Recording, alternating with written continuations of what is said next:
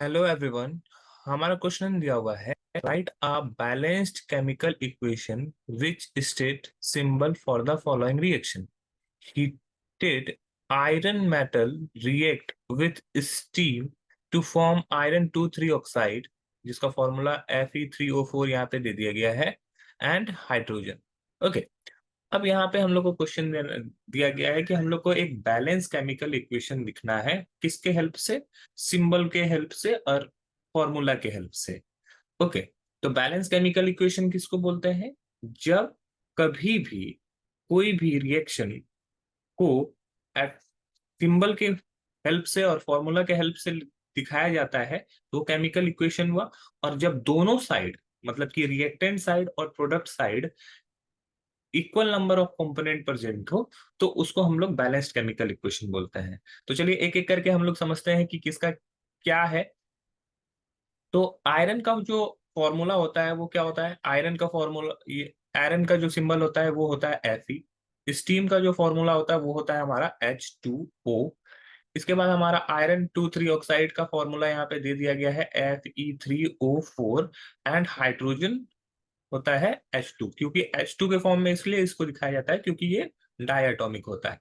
ठीक है, तो अब ये दोनों रिएक्ट कर रहा है, FeH2O से रिएक्ट कर रहा है, और रिएक्शन करने के बाद Fe3O4 और हाइड्रोजन दे रहा है। ठीक है, तो ये एक तरह का केमिकल इक्वेशन हो गया। अब इसको बैलेंस करना है।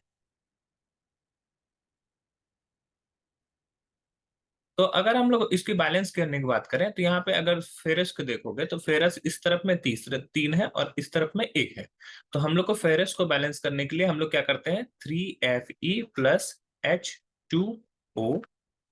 तो ये हो जाता है Fe3O4, एंड ये साथ में हो जाता है H2।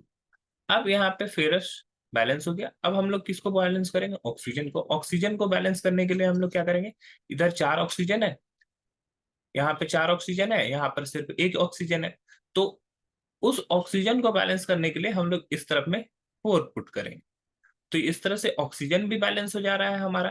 ठीक है, अब फेरस भी हो गया और ऑक्सीजन भी हो गया। अब यहाँ पर देखो, हाइड्रोजन को बैलेंस करना है। इस तरफ में अगर देखोगे तो हाइड्रोजन 8 है और इस तरफ में हाइड्रोजन सिर्फ और सिर्फ 2 है। तो हम लोग हाइड्रोजन को बैलेंस करने के लिए इस तरफ में 4 कर देंगे। ओके, तो इस तरह से हाइड्रोजन भी बैलेंस हो गया। अभी सभी चीज बैलेंस हो गया। Fe यहाँ पे इस तरफ में अगर 3 है तो दूसरी तरफ में भी 3 है। ऑक्सीजन के बारे में बात करें तो ऑक्सीजन इस तरफ में 4 है तो दूसरी तरफ में भी 4 है।